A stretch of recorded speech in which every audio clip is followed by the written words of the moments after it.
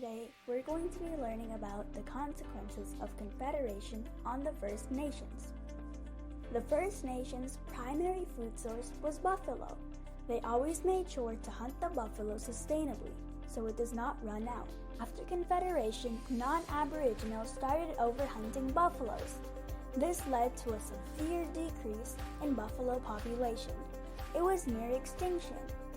This affected them because all these years, buffaloes had been their primary food source, and now they were near extinction. Another thing that affected the First Nations were the number of treaties. From 1871 to 1921, the Canadian government negotiated a total of 11 treaties with the First Nations. When the First Nations would give their land to the government, they got a reserve and some money and tools in return. A reserve is an area of land set aside for the use of a specific group of Aboriginal people.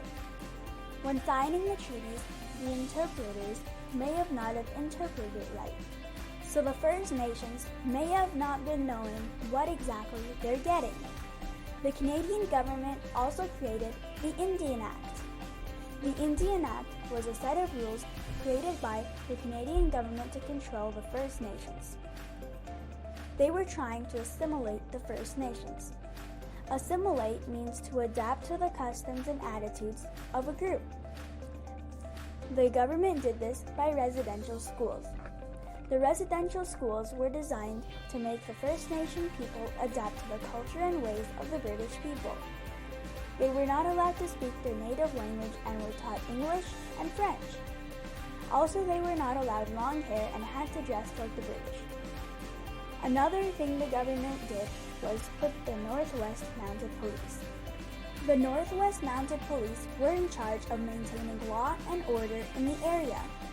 They also made sure that the First Nations followed the rule of the Indian Act. Those were the main things put in place that affected the First Nations.